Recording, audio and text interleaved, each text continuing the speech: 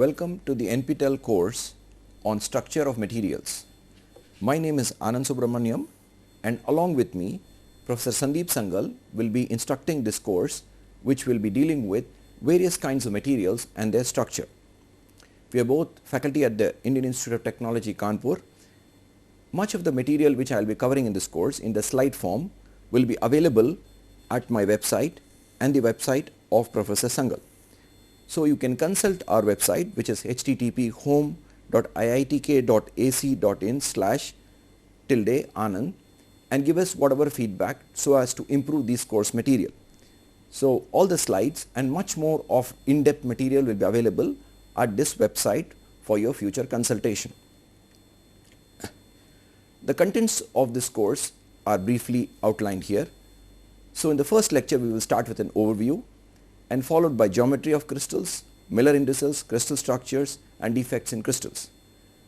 The part in green will be handled by Professor Sangal, which will involve diffusion, phase diagrams, phase transformations, and the concept of microstructure and its effects on properties, the microstructure evolution on heat treatment, imaging and diffraction for probing structure, and finally stereology. This course is expected to be complete in itself and with the added material which I told you is available in our websites, but additionally students may want to refer to certain standard texts on various aspects of structures of materials and also on material science.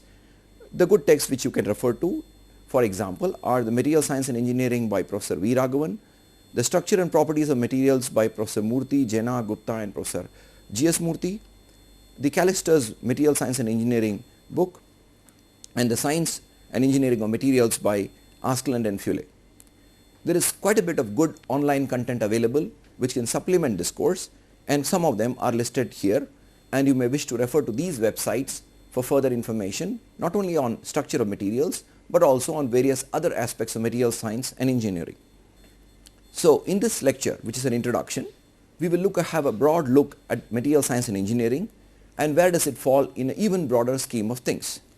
We will look at what common type of materials we encounter in our normal life and how does the structure of these materials finally influence its properties.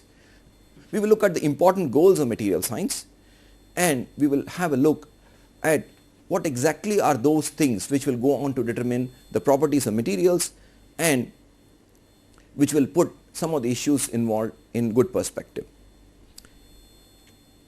So let us start with a common set of materials which we normally encounter in our everyday life, and here is a small collection of these kind of materials. You can see on the left hand side of this diagram that there are ceramics. The one in the front is an alumina crucible.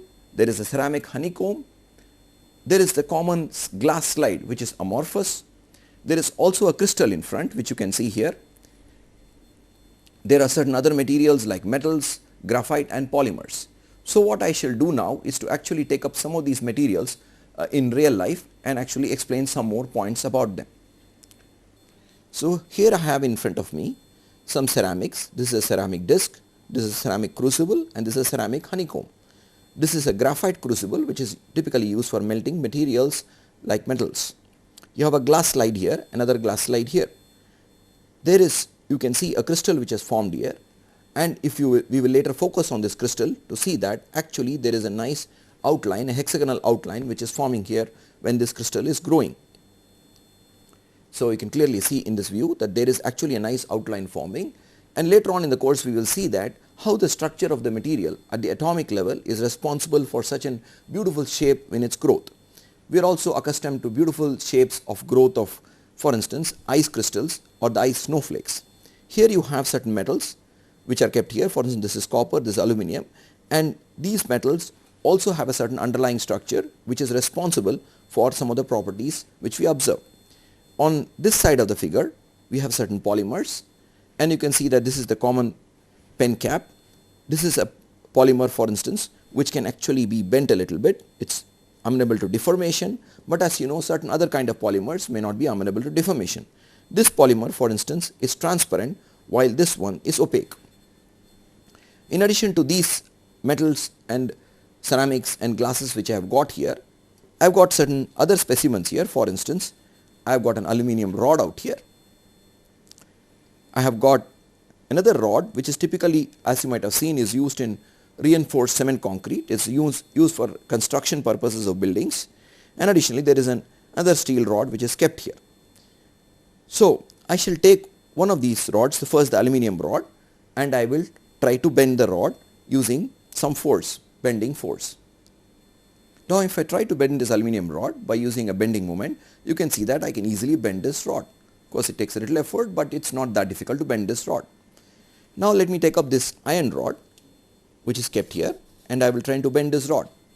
You can see that I need to apply considerable amount of force before I can bend this rod. It is still possible that I can bend this rod, but with considerably additional force. Now this rod, I am not going to attempt to bend it because this is meant for construction purposes, and actually it will be very difficult to bend this rod under the normal bending moments which I am applying using my hands. Therefore, you can see that even among these three metals, there is a considerable difference in a simple property like the plastic deformation or the permanent deformation. Now let us try to contrast this three metals with another material which we have now encountered, which is the glass slide, and let us see how it behaves when I try to deform it. So I have a glass slide here which I will try to deform by bending. So let's see what happens when I try to bend this glass slide. You can see that this glass slide actually breaks up, and in the process of breaking up, you can see that it breaks up into a lot of shards which are very, very small. And I'll keep some of those pieces here for a close-up inspection later. But as you can see that, clearly see that this glass slide does not undergo any kind of deformation or very little deformation before it fractures. So let us look at some of the pieces of these glass slides which are kept here. And there are two kinds of glass slides, the one which I just broke now, which is actually etched glass. In other words, it is a glass slide which has been etched with hydrofluoric acid, and if you did the same experiment with an unetched glass, there are samples of unetched glass also which have been broken in bending, which have been kept here. You can see here on the top. So these are samples of unetched glass which have been broken in bending, and these are samples of hydrofluoric acid etched glass which is broken in bending. You can see, if you look at the detail, and you can see this in a close-up view, you can take a little closer view on this, you can see that the glass here has lot of cracks. You can see that. Now this kind of a glass, breaking of glass might remind you of the breaking of windshield of cars. So this glass has lot of these cracks, while a comparative sample, which is the unetched glass, does not have so many cracks when it fractures. And the reason of this is related to something which we will correlate later during the course, and just to have a prelude towards that, this is actually the effect of surface cracks which is being etched away, which is leading to such a fracture behavior.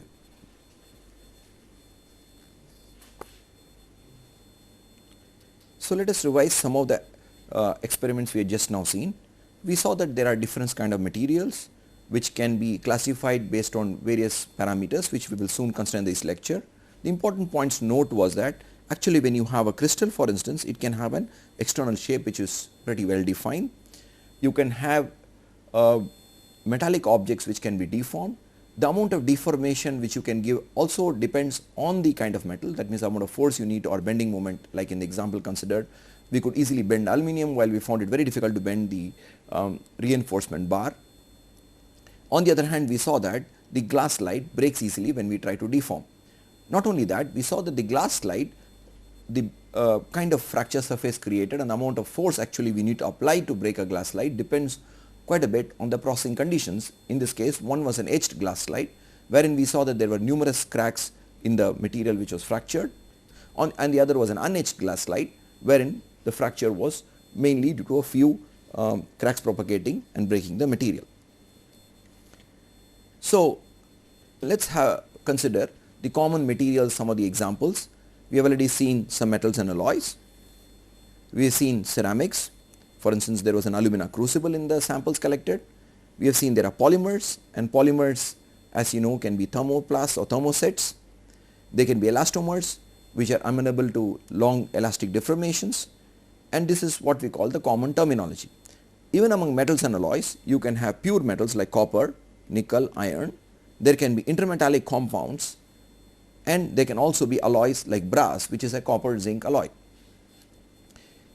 Not only can we have this common classification like based on metals or ceramics or polymers, we also classify materials based on electrical conduction, and we often talk about conductors, semiconductors and insulators. Some examples of conductors would be copper, aluminium, and semiconductors would be germanium, silicon or gallium arsenide, and insulators, as we have seen, can be alumina or certain polymeric materials like polyethylene. Of course, some special polymers could also be conducting.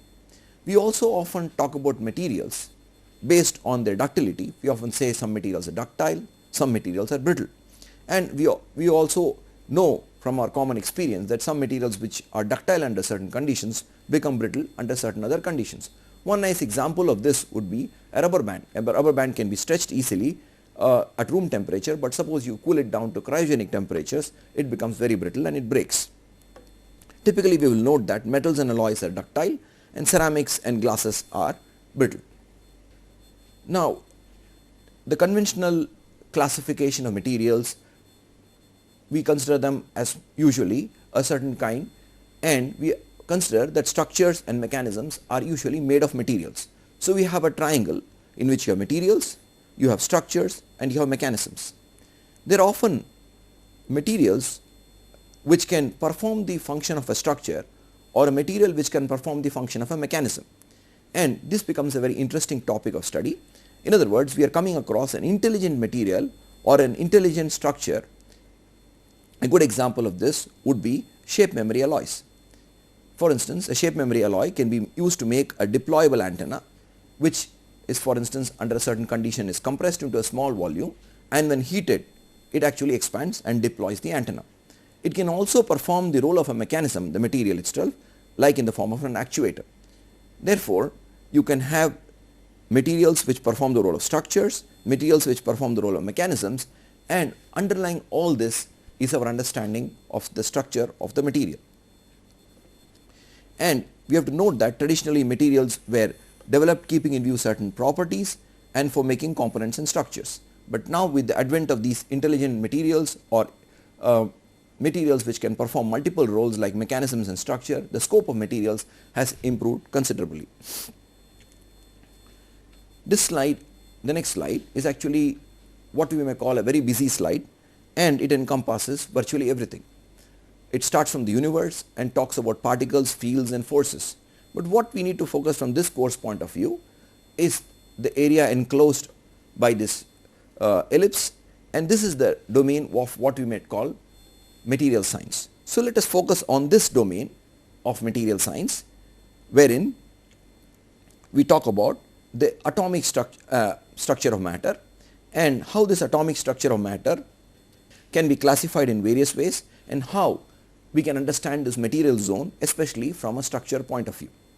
The atomic structure can be classified based on either the state or viscosity as gases, liquids and solids, which we know pretty well. And solids based on the structure can further be classified as amorphous materials, quasi-crystalline materials or crystalline materials. On the other hand, we can think of classification of atomic structure based on the band or the electronic structure, and in this context we come across terminology like metals, semi-metals, semiconductors and insulators. So in this course we shall primarily focus on the classification of atomic solids based on the structure, which is the atomic structure. In other courses in the NPTEL, you will also be learning about how we understand the electronic properties and how we classify materials as metals, semi-metals and insulators. Further, you can see in this classification scheme that we can have materials based whose classification is based on size, and based on this classification you can have materials which can be classified as nanocrystals and nanoquasicrystals and nanocrystals. So in some sense nanocrystals can be thought of as in between something which is amorphous and crystalline. Additionally, students must have come across terminology like liquid crystals, which are somewhere in between a liquid and a crystal. So this has been intensively studied, and as you must be knowing, some of the display materials are actually liquid crystals, but this course shall not go into deep in regarding the structure of liquid crystals.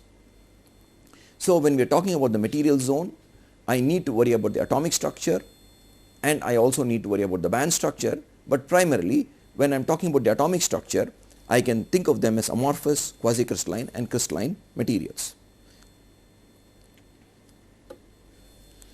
Now, let me summarize what we saw in the next slide in words. Based on state or phase, a given material can be a gas, liquid or a solid. Intermediate states are also possible, and sometimes the clear demarcation between a solid and a liquid or a liquid and a gas may be blurred. For instance, how a material behaves can be dependent on the strain rate. At very high strain rates, some materials may behave like solids and a liquid at low strain rates. So at very low strain rates they may flow, but at very high strain rates they may behave like solids. And as I pointed out, based on structure, materials can be thought of as crystalline, quasi-crystalline or amorphous. And this structure we are talking about is the arrangement of atoms, molecules or ions, which are the constituent particles which go on to make the structure of a material. And we also seen that intermediate states between crystalline and amorphous are also possible, which we can call partially crystalline states.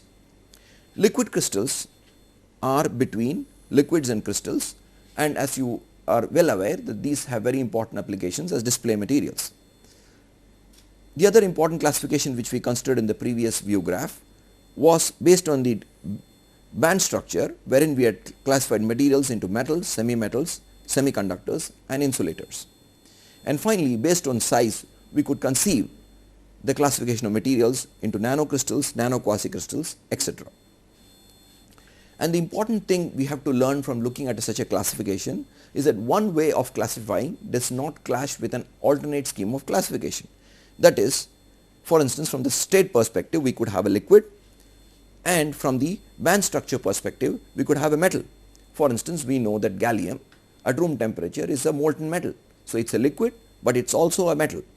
Similarly, we could have a metal from the band structure viewpoint, which is amorphous from the structural viewpoint.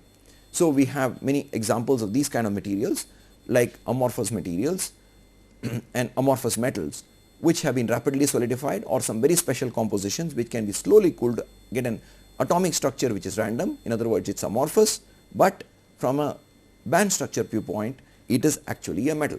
Therefore, we have to clearly understand that when you're making such a classification, that one kind of a classification which is based on, for instance, the band structure does not clash with an alternate way of classification which is based on, for instance, the state or the viscosity, which does not clash from a structural viewpoint based on atomic order. Now let us start with the common perspective, like the common perspective of engineering materials, that what kind of materials have we got from which we can actually go on to make certain components. As we have seen, we can have metals, ceramics, polymers, and more importantly we can make composites out of these. In fact, a composite is a combination of one or more materials, two or more materials, which gives a certain benefit in at least one property, and often you will find that a composite can give you a benefit in many properties. And actually in this context a term hybrid is more useful, which is a superset of composites, which we shall see in an upcoming slide. The type of atomic entities, like for instance we are talking about ions, molecules, etc., differ from one class to another, which in turn gives each class a broad flavor of properties. Now suppose for instance we consider metals. In metals typically you have ion cores which reside in a sea of electrons. When you are talking about ceramics, typically they are ions sitting in a certain crystalline array. So what are the broad flavor of properties we are talking about? Like we know that metals, for instance, are typically ductile and ceramics are usually hard and brittle. So when you are talking about these engineering materials and the engineering way of looking at things, and which is a common perspective which every student has, like metals, ceramics, polymers, we have to remember that these broad classes also come with a certain baggage of properties. Polymers typically have a poor tolerance to heat. Some of them even be flammable at high temperatures. They can catch fire when you expose them to flames, while ceramics are highly tolerant to heat. In fact, the furnace linings and linings of melting hearths are typically made of ceramics. Metals typically, when they are in bulk, are opaque, while on the other hand silicate glasses are transparent, like we had seen in the example of our glass slide which we broke, the glass slide was transparent, while the metals, the rods were opaque. Typically also it is noticed that metals are usually good conductors of heat and electricity, and that is why you make copper wires, while ceramics are poor conductors of both heat and electricity. And that is why we actually use ceramics for insulation. If you are talking about not only the conductivity but a change in conductivity with temperature, you would notice that semiconductors show an increase in conductivity with temperature, while a metal actually shows the opposite trend. In other words, if you heat a metal, its electrical conductivity would decrease. When you heat a semiconductor, you would notice that its electrical conductivity would increase. So they are opposite in the sense of electrical conductivity. Ceramics are more resistant to harsh environments as compared to metals. Metals, as you know, for instance, even iron and steel are very prone to corrosion, while ceramics, which are in the typically could be oxides or sulfides, are more tolerant to very many different kind of environments, including oxidation. So when I have a common perspective of metals, ceramics and polymers, I can also understand the underlying properties which can usually be associated with these classification of materials, and one of the goals of this course is to see how the underlying structure can lead to these kind of properties which we are talking about here. Finally, you can also talk about certain special class of materials which are called biomaterials, which are compatible with the human body or a body of a living being, and very many different kind of materials can perform as a biomaterials, like metals, ceramics and polymers have been tested to be biomaterials. Like for instance, there are heart valves which are made out of polymers, you have certain implants which are made out of titanium and so forth. So, but important criteria for these class of materials is that they are compatible with the human body, that the human body does not reject them. They are, for instance, they help meshing with the remaining part of the human body system, and they are no way toxic to the human system. Sometime when we are talking about such properties, like we discussed about the conductivity of the electrical conductivity of a metallic material, we also assume that the thermal conductivity is also very good. But there are some examples wherein, for instance, diamond, wherein you will find that diamond has actually a very good thermal conductivity but a very poor electrical conductivity, and this comes from the fact that it is not electrons which are responsible for the thermal conductivity in the material, it is actually phonons which are responsible for this. So to summarize the common way of viewing materials, so we have metals, we have ceramics and glasses, and we have polymers, and we have hybrids which are combination of this three sets of materials with perhaps additional components, as we shall see in the next slide. So we can have monolithic materials and hybrid materials. Monolithic materials are single materials, and therefore there is not more than one material present in the same block. So metals and alloys, ceramics and glasses, polymers all can constitute monolithic materials, while examples of hybrids could be composites, sandwich structures, lattice structures and segmented structures. Composites typically have two or more solid components. One of them is the matrix typically, and one of them is a reinforcement. And as I pointed out, you want to form hybrids or composite to improve certain properties in the material which is not available in any one of the two monolithic material. That is, the combination has those properties while an individual component does not have. A sandwich structure, as shown in this figure, has typically one material on the surface and one material on the interior. Lattice structures are a combination of material and space, and typically you have lattice structures like metallic or ceramic foams or even aerogels, wherein you want to produce a lightweight material. Therefore, the way to produce a lightweight material is to have very little of material as possible and have more of air as part of the system, which can give you a considerable weight reduction. In this context, of course, it should be noticed that the lattice we are talking about is not the crystallographic lattice.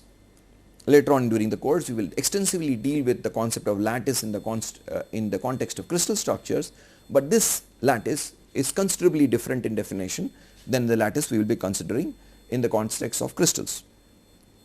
Finally, segmented structures, as shown in the figure, can be, as shown here, two-dimensional, or it can be one-dimensional, and may consist of one or more materials.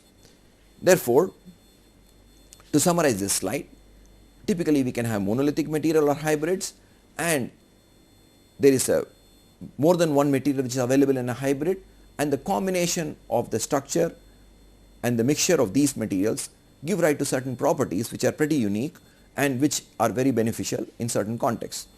Of course, when you are talking about a monolithic material, all I have to talk about the property of the material, but in the case of hybrids, not only I have to talk about the materials themselves, but also the interface between the materials involved in formation of the hybrid. Let us consider next an important concept which is called the materials tetrahedron.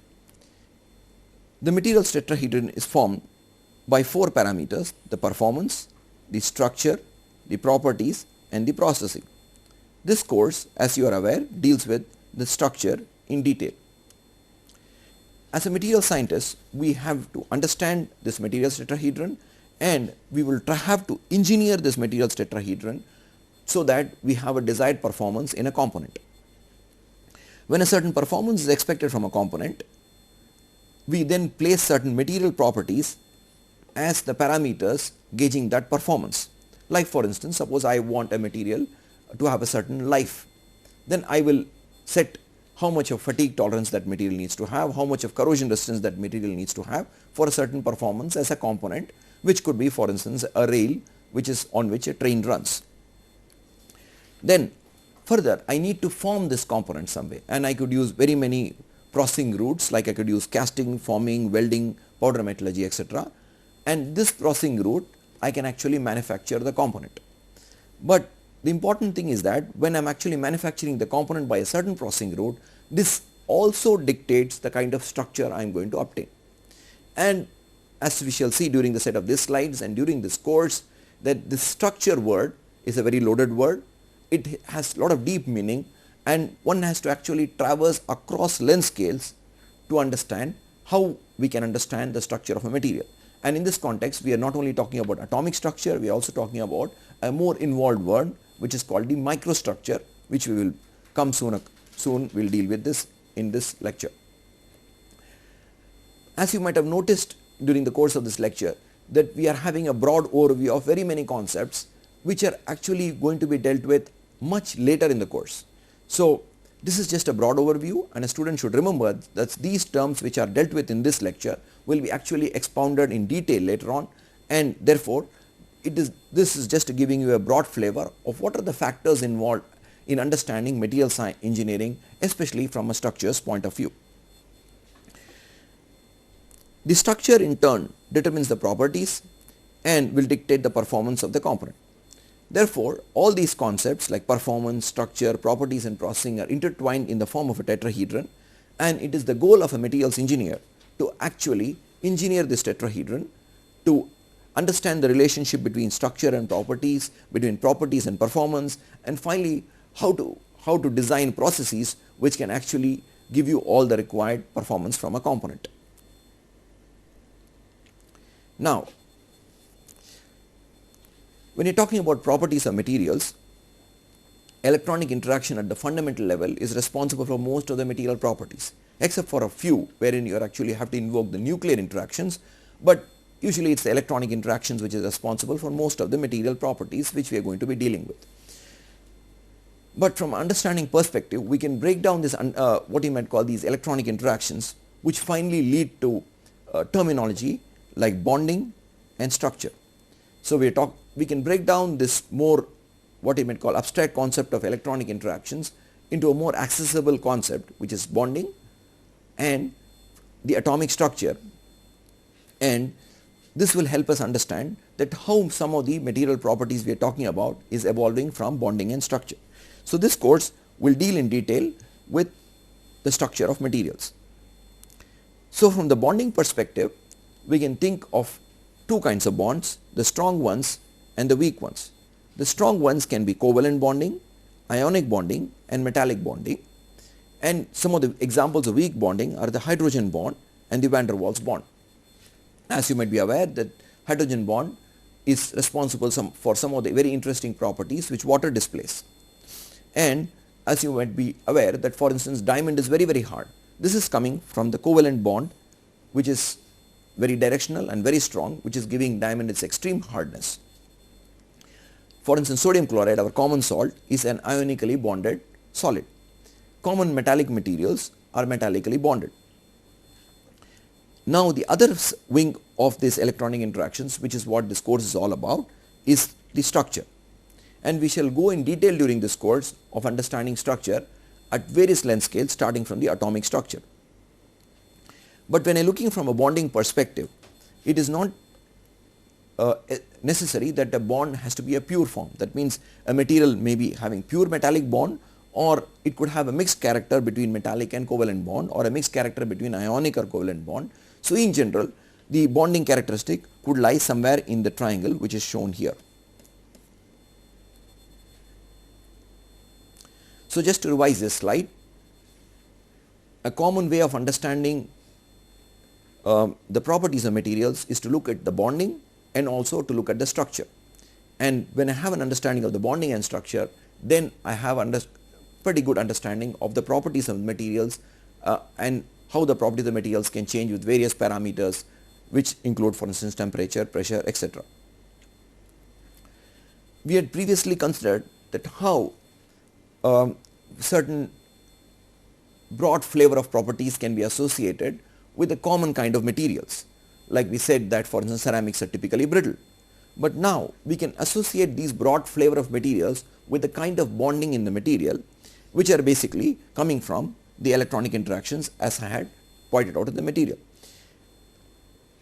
This electronic interaction finally boils down also to a certain electron distribution or electron density in the material. And if I am looking at, for instance, a covalent bond, I would realize that typically covalently bonded materials have high melting point, and if I am comparing it with a material which is hydrogen bonded like ice, for instance, it will have a low melting point. A covalently bonded material is typically expected to be hard and it will have a poor ductility. Its electrical conductivity is typically low, and some examples as we have already seen are diamond, graphite, germanium and silicon. Germanium, diamond as you know is a poor electrical conductor, but graphite is a good electrical conductor. That is why the term usually has been used here. Ionic materials have a high melting point typically.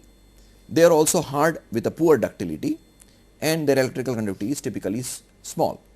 Examples of that are the common salt, the cesium chloride and zinc sulfides compounds. Metallic materials have a variable melting point, like gallium, for instance, melts at very low temperature, lead comparatively melts at low temperature, but you could have refractory metals like tungsten which melt at very high temperature. Their hardness again is a variable, and we had seen in the experiment which we conducted today in today's lecture that typically even the ductility varies. Of course, what we saw in today's lecture was the yield strength, that actually it requires a certain variable amount of strength or the stress which we need to apply to deform a metal. And even ductility, for instance, in metals could be a very strong function of the temperature. Certain materials, certain metals, for instance, which are very ductile at room temperature, at very low temperature can become pretty brittle. The electrical conductivity typically of metals is very high. Examples we already seen can be pure metals, they can be intermetallic compounds, or they can be disordered alloys. Van der Waals bonded materials typically have a low melting point. They are typically soft. They have very poor ductility typically. Their electrical conductivity is low, and you can have actually crystals forming from neon, argon, krypton, which are van der Waals bonded. Again, hydrogen bonded materials behave very similar to the van der Waals bonded materials, because these two, as we have seen now, are weak interactions. They are not really strong interactions. And later on in the course we will see certain materials wherein the molecules form by covalent bonding, but the molecules are arranged in a crystalline array due to these weak interactions. In other words, the forces responsible for the crystallization would be actually these weak interactions, and therefore some of these crystalline solids actually melt at a low temperature, ice being one of those examples. Fullerene is another example we will consider later in the course. So we have talked a little bit about the properties of materials, and we have sort of got a broad flavor of what determines those properties. But let's go into a little more detail. And this slide actually contains quite a bit of detail, what I may call information, which we will actually deal with later in this course or in parallel courses wherein there are certain aspects are considered in far more detail. So let's ask a few questions to ourselves, that what determines the properties of materials? It just cannot be the composition, because if you take for instance copper and you add a few tens of ppm of oxygen in it, its conductivity degrades considerably. In fact, the copper wire which is used as a wire in electrical appliances and for carrying current is actually what is called OHFC or oxygen OFHC, oxygen free high conductivity copper, and it has very small amounts of oxygen. So it is not, I cannot say just because something is present in a very small amount, its influence on the properties is going to be small.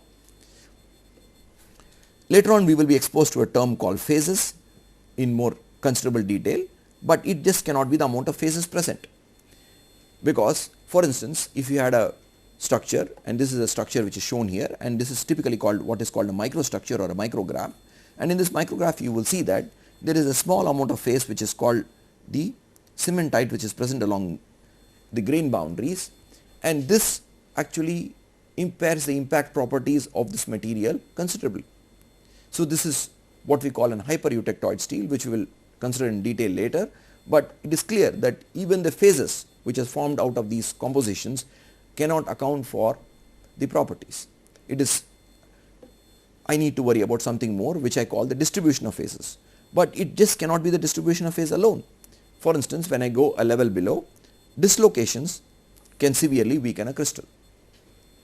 In fact, if you make a theoretical calculation, which we shall do later during the course, you will find that crystals are expected to be very strong in shear, but when you have dislocations, they can severely weaken a crystal, and that is why we could see that we could actually bend that aluminum rod so easily. It is because of the motion of dislocations at the atomic level. It just cannot be the defect structure alone. Like for instance, we have noticed that when there is a concept of this toughened glass, and when you introduce residual compressive stresses on the surface of glass, and typically you do this by actually blowing cold air on the surface of the glass while it is solidifying, then you can actually produce a glass which is very tough. Therefore, what is that which is going to determine the properties of my material? It is definitely going to be, composition is going to play a role. That means I need to know what are the elements in what atomic fraction or weight fraction they are present in the material. I need to know the phases and their distribution. For example, in the example of the microstructure shown here, if the cementite phase were not present all along the ground boundary, but if they were present in a microstructure, which I shall draw here, suppose this cementite were present in a microstructure in which they were in the form of small globules and not as a continuous path all along the grain boundary, then such a material, so this is my cementite here, such a material would actually show much higher toughness than the material shown in the micrograph. This is because in this material, cracks can actually propagate all along the grain boundary when loaded in high strain rates or impact, and this can cause failure of the material. Therefore, I need to know what phases are present, in what fraction of those phases present, and how geometrically they are distributed. In fact, in the later end of this course, we will actually be dealing with a topic which is called stereology, in which we shall actually deal with some of these very aspects in 3D.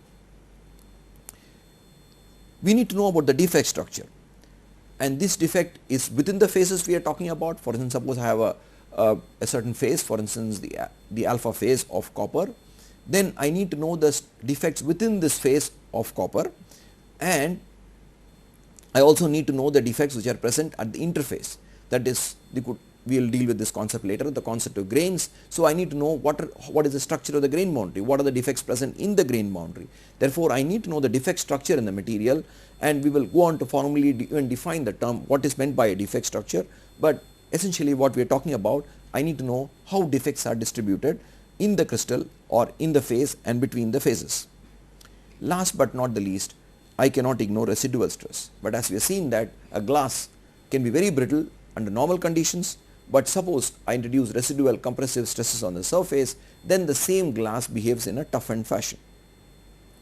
Of course, these factors are not independent of one another, they act in conjunction often, and there is a certain interdependency which we need to consider when we are actually dealing with properties arising from these aspects. So to summarize this slide, we need to worry about composition, phases and their distribution, the defect structure and residual stress when I am talking about how a property of a material is coming about. An important point to note here is that one has to actually traverse across length scales to actually look at the various aspects which can give rise to the different properties of the materials. That is, we have to look at the atomic scale, we have to look at a scale which is, for instance, tens of nanometers, but we often have to look at length scales which are much larger at the micron scale and above, therefore to understand how a certain property, it could be a simple property like how we are able to bend, for instance, an aluminum rod, but I have to look at all these length scale if I have to understand such a property. So what are the length scales we are talking about which we need to traverse, and what are some of the implications of traversing across such length scale is what shown in this slide. We have an atomic scale, for instance, wherein you have the atom and the nucleus, etc. But this is typically, as I pointed out, in the zone of physics, and in the material zone we actually talk about the structure from a crystal structure point of view or the atomic structure point of view or all the electromagnetic structure point of view. The next scale is the scale of the microstructure. So this typically would be a scale in the of the order of angstroms. The microstructure is a scale which starts, as we will actually formally define the microstructure also very soon, but this scale is not a fixed scale, but it starts from the scale above the crystal structure and extends all the way up to the scale of the component, which is the next scale we are talking about. And we already know, for instance, this component is actually manufactured using certain methods of manufacture like casting, metal forming, welding, or for instance machining. And this very processing is in fact going to affect our microstructure. So in other words, the processing route is actually going to affect our microstructure and quite a bit of what kind of a crystal structure which is going to form. For instance, suppose I do a casting. If the casting is involving slow cooling rates, I would actually obtain a polycrystalline material. Say for instance, I am cooling an alloy. It could so happen if I do the same alloy by a very fast cooling rate, by for instance throwing the melt onto a fast rotating copper wheel, then actually I could get an amorphous structure. So the structure is not independent of the processing, as we had seen in the materials tetrahedron in a few slides back. And this microstructure actually can be tailored by what we might call thermal treatments, mechanical treatments, or a combination which we can call the thermomechanical treatments. We now go on to what we might call a functional definition of the microstructure. Typical textbook definitions tell you a microstructure is a structure which is viewed under high magnifications. Like for instance, you can see a micrograph on the left hand side, which is nothing but an cold worked annealed copper which shows recrystallite grains, and it also shows certain details in the structure. For instance, this is a twin which is shown here. So what is the functional definition of a microstructure, which just merely goes beyond the definition based on a scale? This definition of a microstructure, which is arising from the need which I had put forth in the previous slide, the need for the fact that we need to consider the composition, phases and the distribution, the defect structure and the residual stress when I need to worry about the properties. So the functional definition of microstructure would be involve phases and their distribution, the defect structure and the residual stresses. As later in the course we will see, when you're talking about defects, they can be very many different kind of defects we are talking about. They could be vacancies, dislocations, twins, stacking faults, grain boundaries, voids and cracks. In fact, in the example of the breaking glass, it was the cracks on the surface which were playing a dominant role in the breaking of the glass. And when I etched away the cracks on the surface, if we actually measured the strength of that glass, the etched glass in bending, you would observe that it's actually got a higher strength. And this is coming from the fact that cracks have been sort of etched away and their length has been reduced. Therefore, all these defects would play a role or will go towards the definition of the microstructure, which would be a functional definition of the microstructure. One such example of a photo of what we call in usual language the microstructure is shown on the left hand side. So processing not only determines the shape of the component, but also dictates the microstructure which we are going to produce. And just to revise, we had already discuss this aspect. The structure we should always know is two kinds of structure, the crystal structure or the electromagnetic or the electronic structure, and at a more fundamental level we already seen that these are nothing but two sides of the same coin. We had further gone on to define a microstructure in the previous view graph as the phases and the distribution, the defect structure and the residual stress in the material.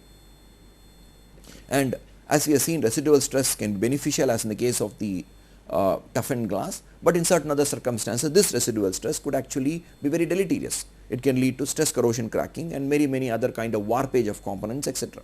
So residual stress could be beneficial or deleterious. Microstructure can be tailored by thermomechanical treatments as we saw in the previous view graph, and a typical component or device could be a hybrid of very many materials having, and therefore a combination of multiple microstructures. Even if you take a simple example of a pen cap, for instance, often you would see that it has got metallic and polymeric parts. So to summarize this broad introduction to structure of materials and to materials engineering, the goal of materials science and engineering is to design materials with a certain set of properties which gives certain desired performance under certain conditions. Using suitable processing techniques, like for instance we have seen forging, rolling, casting, etc., a material can be synthesized or a component can be synthesized, and this very synthetic method actually determines the microstructure in a material. To understand the microstructure, the material scientist has to traverse across length scales, because if you go back to the previous slide, one of the previous slides, vacancies are atomic level defects, while on the hand voids could be large macroscopic defects which are even observed to the visual unaided eye. Therefore, even while we are talking about the defects, we are actually traversing across length scales. And of course, therefore, if I want to understand the microstructure or the properties arising out of the microstructure, I have to traverse across multiple length scales which go from the atomic length scale to scale of the component, which could be of the order of centimeters or more. The residual stress state in the material is a very important variable which should not be forgotten. And later on we will see what is the origin of these residual stresses and how they can affect the properties. Common type of materials which are available to an engineer include metals, ceramics and polymers, and often we would like to make hybrids out of these common materials so as to achieve certain better properties which can be helpful in certain applications. Materials can be classified based on band structure into metals, semi-metals, semiconductors and insulators, and based on atomic structure into crystals, quasi-crystals and amorphous phases.